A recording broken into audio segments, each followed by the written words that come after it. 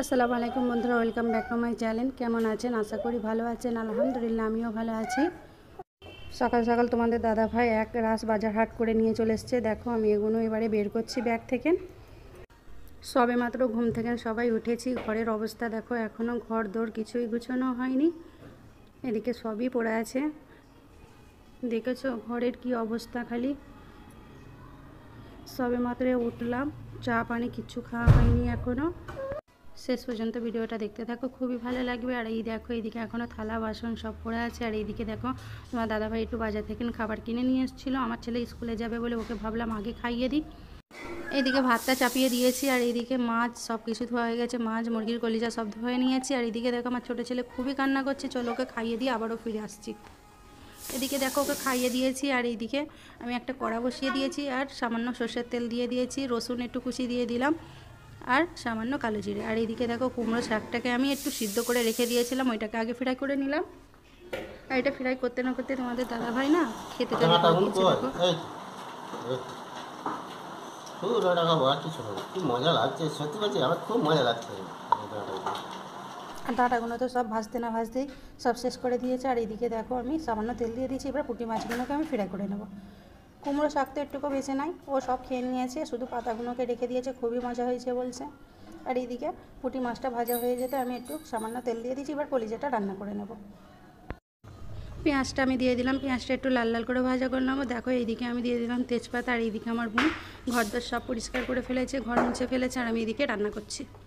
দেখেছো সব পরিষ্কার করে নিয়েছে, বোনটা আছে বলে আজকে সব কাজটা জলদি জলদি হয়ে যাচ্ছে, নয়তো আমাকে একটা হাতে সব সামলাতে হয়। আমার বোনও থাকবে না, দুদিন পর চলে যাবে, তখন আমাকে একাই কাজ করতে হবে, সব কিছুটা একাই সামলাতে হবে। চলো এইদিকে আমি রান্না করছি, রান্নাটা আমি সেরে নিই। ভিডিওটা পুরো অবশ্যই দেখবে, খুবই ভালো লাগবে। আর এইদিকে দেখো পেঁয়াজটা লাল হয়ে এসছে।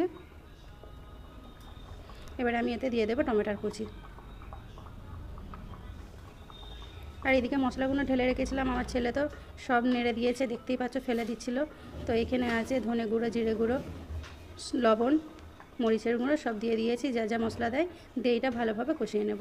আর গরম মশলাও আছে ওতে। 1 চামচ আদা রসুন বাটার পেস্ট দিয়ে দিলাম, দিয়ে এটা ভালোভাবে কষিয়ে নেব।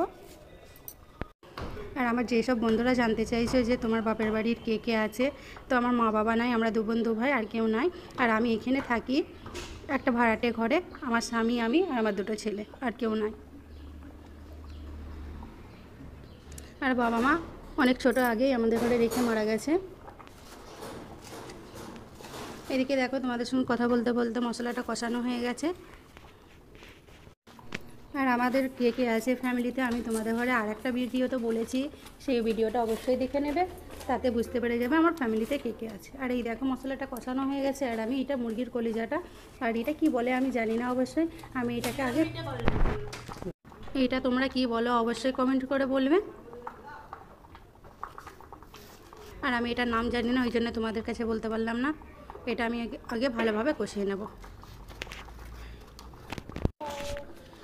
দেখো এটা কষানো হয়ে গেছে। এবারে আমি ওপর থেকে হালকা ধনেপাতা ছড়িয়ে দিলাম, দিয়ে এটা আবারও কষবো। আর কলিজাগুলো এবারে দিয়ে দেবো। দেখো কলিজাগুলো দিয়ে দিয়েছি। আর কলিজাগুলো আগে দিইনি কেন, কলিজা নরম ঝপ করে গলে যেতে পারে, ওই কারণে তখন আর ভালো লাগবে না, ওই কারণে লাস্টে দিয়ে এটা 5 মিনিট মতন কষিয়ে নিচ্ছি। আর এই দেখো কষাবার পর কীরকম কালার এসেছে, দেখেছো কত সুন্দর কালার আর লাল লাল। চলো এই রেসিপিটা হয়ে গেছে, এবার নামিয়ে নিচ্ছি। খাওয়া দাওয়ার সময় দেখো এইদিকে দেখো খাওয়া দাওয়া করতে বসে গেছি। কুমড়ো শাক তো একটুকু বেঁচে নাই, ওই অল্প একটু শাক বেঁচে আছে। আর এইদিকে পুঁটি মাছ ভাজা, আর এইদিকে মুরগির কলিজা রান্না। চলো খাওয়া দাওয়াটা চালু করি, খাওয়া দাওয়ার পর তোমাদের সঙ্গে দেখা করছি। চলো খাওয়া দাওয়া করে নিই। খাওয়া দাওয়া করে আমার ছেলেকে একটু ঘুম দেবো, ও কান্না করছে। এদিকে খাওয়া দাওয়া কমপ্লিট হয়ে এলো, এদিকে দেখো আমার ছেলে কাঁদছে, চলো ওকে একটু ঘুম দিয়ে দিই। এদিকে আবারও চলে এলাম সন্ধ্যের একটু চা নিয়ে।